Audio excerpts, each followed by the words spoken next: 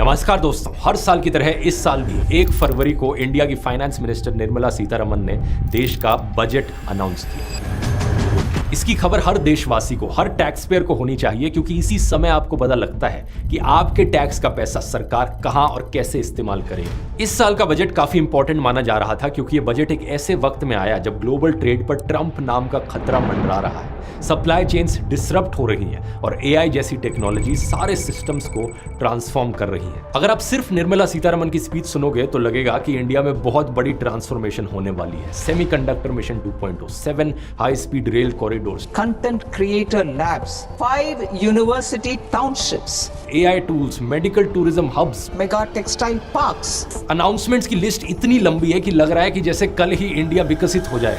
लेकिन बजट सिर्फ अनाउंसमेंट से नहीं बनता, एक्चुअल नंबर से बनता है। और जब आप हर अनाउंसमेंट के पीछे का एक्चुअल नंबर, एक्चुअल एलोकेशन देखोगे, जीडीपी से कंपेयर करोगे, पिछले साल से कंपेयर करोगे, तो आपको एक ही पैटर्न दिखाई देगा। एक ऐसा पैटर्न जो आपको बजट स्पीच में कहीं नहीं दिखेगा और जिससे ज्यादातर लोग बेखबर हैं। आइए समझते हैं इस पूरे बजट को डेटा के आधार पर आज के इस वीडियो में।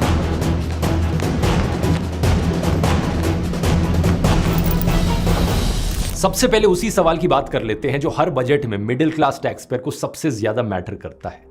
इनकम टैक्स में कुछ रिलीफ मिलेगा या नहीं। इस बार लोगों को बहुत ज्यादा उम्मीद थी सरकार से, क्योंकि कंजम्पशन कमजोर पड़ रही है और इकोनॉमी को बूस्ट करने की जरूरत है। तो सवाल यह है, क्या मिला? इसका सीधा जवाब है कुछ भी नहीं। ना तो इनकम टैक्स स्लैब्स में कुछ बदलाव किए गए हैं, ना ही रेट्स में। बस कुछ ईज ऑफ कंप्लायंस मेजर्स हैं जिससे टैक्स पेयर्स को थोड़ी सी आसानी और हो जाएगी। उदाहरण के तौर पर एक नॉमिनल फीस के साथ रिवाइज्ड रिटर्न्स फाइल करने की डेडलाइन 31 दिसंबर से बढ़ाकर 31 मार्च कर दी गई है। इसके अलावा कुछ छोटे छोटे ऑफेंसेस को डीक्रिमिनलाइज कर दिया गया है, जैसे कि ये वाले। साथ ही न्यू इनकम टैक्स एक्ट 2025 को 1 अप्रैल 2026 से लागू करने की बात कही गई है। अब एक तरफ रिलीफ नहीं मिला तो नहीं मिला, लेकिन दूसरी तरफ एक और बोझ बढ़ा दिया गया है।